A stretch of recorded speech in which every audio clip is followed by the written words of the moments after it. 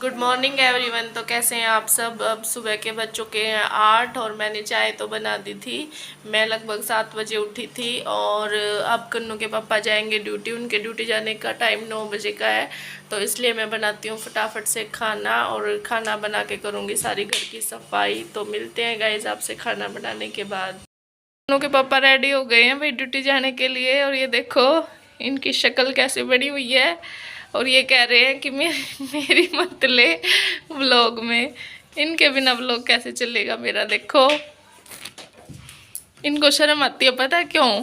क्योंकि गांव में इनके देख लेंगे तो इनको थोड़ा गिल्टी महसूस होती है, शर्म आती है।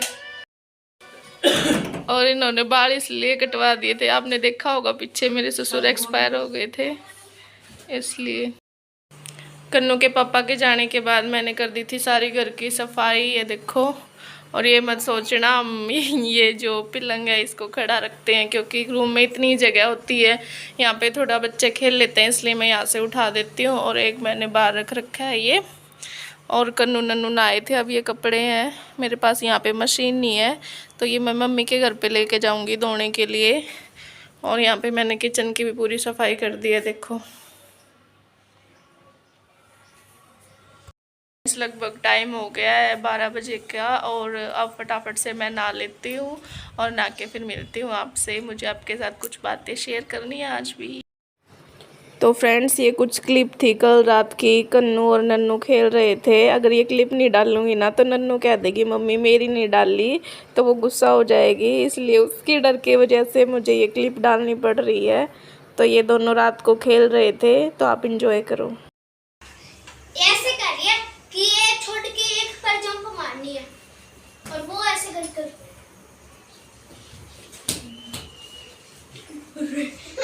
गया। क्या था? ट्राई नेक्स्ट ट्राई थी।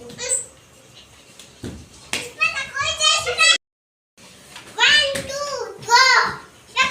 Ready steady and go. मेरा ये नंबर है। तो फ्रेंड्स मैं नहाकर हो गई हूँ रेडी। मैंने आपसे कहा था ना मैं अभी मिलती हूँ, तो देखो मैं नहाकर हो गई हूँ रेडी और अब मैं करती हूँ आपसे कुछ बातें शेयर। तो फर्स्ट ऑफ ऑल फ्रेंड्स सबको मेरी तरफ से एक बार फिर से सबका वेलकम है। और मैं आपसे कुछ ही बात शेयर करना चाहती थी, वो ये है मैं अपनी लाइफ के बारे में कुछ आपको बताना चाहती थी। मेरे साथ मेरी लाइफ में क्या क्या हुआ, तभी तो आप मुझे अच्छे से जान पाएंगे, अच्छे से मुझे समझ पाएंगे और देख पाएंगे। तो फ्रेंड्स मैं आपको बता रही थी कि 12 मई 2013 को मेरी शादी हो गई थी और शादी बहुत अच्छे ढंग से की थी। मेरे पापा ने बहुत पैसा लगाया था, सब कुछ किया था, सब कुछ अच्छा चल रहा था।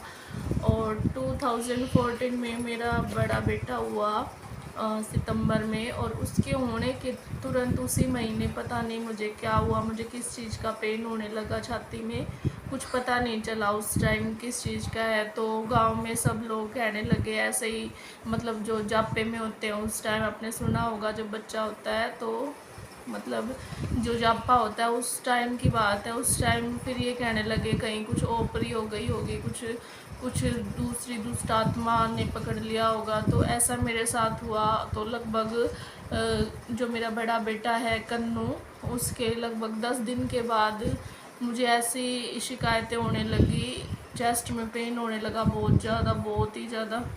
और जैसे जैसे मेरा वो पेन बढ़ता गया तो मेरी हालत बहुत ज़्यादा ख़राब हो गई थी। मुझे ये ही नहीं समझ आ रहा था कि मेरे छोटा बेटा भी है, उसको संभालना भी है, तो मुझे कुछ भी समझ नहीं आ रहा था। और ऊपर से जो भी मेरी सास करती थी उनके साथ भी सारा उल्टा उल्टा होता था। मुझे कुछ खाने के लिए बना के देती थी, साफ़ चीज़ में भी पता नहीं इतने कीड़े पड़ जाते थे, पता नहीं कहाँ से आते थे, वो समझ नहीं आता था। एक तो फ्रेंड्स ये कैमरा रखने के लिए कोई अच्छी सी जगह नहीं मिल रही मुझे ताकि मैं अच्छे से रख के आपको बता पाऊँ, फिर भी चलो मैं ऐसे ही कोशिश करती हूँ आपको बताने की। तो मैं बता रही थी आपको, जैसे मेरी चेस्ट में पेन होने लगा उसके बाद ये दर्द मेरा बढ़ता गया। जैसे मैंने डॉक्टर को भी दिखाया तो डॉक्टर पेन किलर दे देता, इंजेक्शन लगा लेता, तो उससे थोड़ी देर आराम हो जाता और फिर से वही दर्द फिर से शुरू होने लगता मेरे। तो जैसे ये पेन हो रहा था मुझे, तो पता नहीं मैं कहाँ चली जाती थी, कौन सी दुनिया में चली जाती थी। मैं कुछ मतलब अपने आप ही बोलने लगती थी। हमारे गांव में जैसे कोई मरा हुआ है, उनका नाम मुझे पता भी नहीं क्या नाम है उनका, मैं उनके नाम को बोल के ये कहती थी। मुझे तो पता नहीं होता था उस टाइम, लेकिन बाद में बता रहे हैं मुझे, मैं किसी का भी नाम ले लेती थी, मैं ये बोल रहा हूँ ये बोल रहा हूँ, तो पता ही नहीं। फिर इन बातों को देखकर मेरे जो सास ससुर हैं, मेरे जेठ हैं, जो मेरे हस्बैंड है, उनको ज़्यादा डर लगने लगा, और वो मुझे जैसे ये नहीं होते छाने वगैरह होते हैं, इनके पास ले जाने लग गए जापे में ही। तो मेरा मतलब मैं ठीक ही नहीं हो रही थी, कभी मेरे अंदर से कुछ बोलता, कभी कुछ बोलता, फिर ज़्यादा परेशानी होने लगी। उसके बाद मतलब मेरी हद से बाहर हो गई थी, मैं बिल्कुल सूख के लकड़ी हो गई थी। और फिर मैंने मेरे मम्मी पापा को फ़ोन किया, मेरे मम्मी पापा मुझे लेने आए, क्योंकि वहाँ पर मेरी बहुत ज़्यादा हालत ख़राब हो रही थी। तो मम्मी पापा भी लेने आ गए। पता नहीं फिर इन मेरे सास ससुर और मेरे मम्मी पापा में थोड़ी मिसअंडरस्टैंडिंग हो गई किसी बात को लेके। तो हो ही जाता है, किसी की बेटी इतनी बीमार हो वो ठीक नहीं हो, लेकिन उनका भी कोई कसूर नहीं था। उन्होंने मुझे बहुत जगह दिखाया, डॉक्टर के भी दिखाया, लेकिन मैं ठीक नहीं हो पा रही थी। तो फिर यहाँ पे मम्मी पापा मुझे लेके आए, तो यहाँ पर मेरा अल्ट्रासाउंड करवाया। अल्ट्रासाउंड करवाने के बाद जो मेरी पित्त की थैली है, इसमें कम से कम लगभग 30 पत्थरियाँ मेरी निकली थी। तो जैसे ही मेरे पापा को पता चला कि मेरे पत्थरियाँ हैं, तो पापा मुझे एक हॉस्पिटल में ले गए। तो वहाँ पर हॉस्पिटल में डॉक्टर ने बताया कि जो मेरी पित्त की थैली है वो फटने वाली है बिल्कुल। हमारी पित्त की थैली जो होती है ना, ये हमारा थंब होता है, इतनी सी होती है, और मेरी जो पित्त की थैली थी ना, हमारी पूरी मतलब कि ये हाथ है ना हमारा, इतनी बढ़ गई थी और इतनी नीली हो चुकी थी। तो डॉक्टर ने बोल दिया कि 2 दिन के अंदर इस लड़के का ऑपरेशन करवाओ, तो नहीं तो ये मर जाएगी, इसके अंदर कुछ बचेगा नहीं। और ऊपर से मेरा छोटा बेटा था, वो बिल्कुल मतलब 1 महीने का था, और डॉक्टर ने दूध पिलाने के लिए भी मना कर दिया था। मैं उसको दूध भी नहीं पिला सकती थी, वो भी बिल्कुल सूख गया था बिना दूध के, क्योंकि छोटे बच्चे को हम ऊपर का दूध पिलाते हैं तो वो अच्छे से पी नहीं पाता था उसको। और ऊपर से मेरी हालत ख़राब थी, और वहाँ से तो थोड़ा मिसअंडरस्टैंडिंग हो गई, तो यहाँ पे ले आए थे मम्मी पापा। तो उसके बाद यहाँ पे मुझे रोहतक पीजीआई, यहाँ पे तो मुझे भिवानी में तो एडमिट किया ही नहीं किसी ने, और फिर मुझे पीजीआई में ले गए। तो पीजीआई वालों ने भी मना कर दिया, बोले आधे घंटे में इसका ऑपरेशन ज़रूरी है, जो हम यहाँ पे अभी अवेलेबल नहीं कर सकते इस चीज़ को।